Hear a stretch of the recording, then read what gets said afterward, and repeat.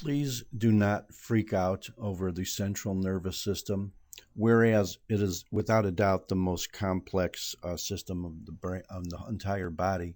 Histologically, it's really one of the easiest, as long as you don't have to try to figure out where all those little fibers are going. If you just look at it from a tissue point of view, it's a joy and it's easy. Well, you know, the classical three membranes covering the brain are the dura, the arachnoid, and the pia mater. We don't see a dura mater here because it's already been stripped back, but it's nothing more but dense fibrous connective tissue, which we don't see. This looser, that's a very loose and very vascular connective tissue that dips into the clefts or sulci of the brain, is all arachnoid matter, and that's the part that contains the big blood vessels, of which this is probably a branch of one, and that, and that, and that. The pia mater technically is just a couple of cells thick, and it's not really grossly seen, and it basically covers every tiny little nook and cranny of the surface of the brain. And I wish we weren't stuck in a traffic jam here, but it looks like we are. The pia mater might possibly be seen as just a couple of cells along here. All the rest of this is arachnoid, and so much for the meninges. Let's get even to the more interesting things called neurons and glial cells. There's two kinds of cells, and only two kinds of cells in the whole central nervous system, whether you're in any part of the brain or any part of the spinal cord. There's the big cells, which are called neurons, and there's the small cells, which are called glial cells. And glial cells are about 10 times as more common as neurons. Neurons, however, often look to be about 10 times bigger. The parts of the brain in which neurons are abundant is called gray matter, and the parts of the brain in which neurons are basically absent is called white matter. And it's white because it's all myelinated cells, chiefly from a certain type of glial cell. Let's look at some of the cells in the brain.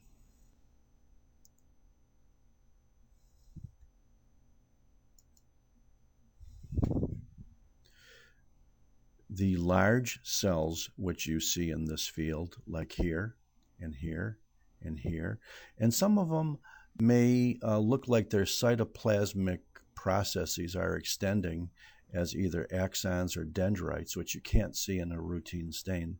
These are neural cells. These are neurons. And here's an area here where there's a lot of neurons.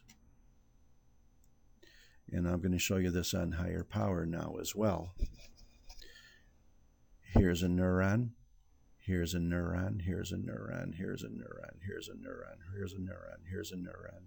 And notice that these neurons are about 10 times bigger than all of these tiny cells, which are glial cells. Okay, there's a glial cell, there's a glial cell, there's a glial. And even though in this field it looks like they're about as common, in reality glial cells are about 10 times more common. Neural cells have a nucleus, they have a body, and sometimes you could see extensions of cytoplasm from neurons to becoming either large axons or dendrites. And the difference, well, let's not talk about that yet. You know this is a blood vessel. You know there's a lot of neurons here. You know most of these small cells are glial cells. And let's go to now another area of the brain in which there are practically no neurons and practically all glial cells. See how all of these cells here look small? This may be a neuron up here and up here, and there may be a few in here as well, but all the cells here on the left are glial cells. There's 5 kinds of glial cells. The glial cells, which are chiefly in white matter and myelinate the substance of the brain, are called oligodendrocytes. They are small, round, and have a little clear zone around them. There's one, there's one, there's one, there's one, there's one, there's one. Most of these are probably oligodendrocytes because oligodendrocytes are the predominant glial cell of white matter. And as you know, there are very few, if any, neurons in white matter. Now here we are in the area where there are some neurons, and you'll see small cells like here and here and here and here and here and here. They may be some oligodendrocytes, but they're more likely to be astrocytes. Perhaps here and here I think would be good candidates for astrocytes, because you could see a blood vessel here and you could see a neuron here. And the chief function of an astrocyte is to be a go-between between neurons and blood vessels. They are the blood-brain barrier. And so they may have a nucleus that looks a lot like an oligodendrocyte, but in their location next to a blood vessel where there's neurons present, these small round nuclei, perhaps here, are much more likely to be astrocytes. Whereas when you see a cell like perhaps here, or certainly in the white matter here, which has a nice little halo around it, that's an oligodendrocyte. Okay, now the difficult cells, which are very small, and they may have, if you cut them a certain way, a very tiny looking nucleus, perhaps more cigar shaped. These are called microglia. And they can be hard in routine stains to identify for sure.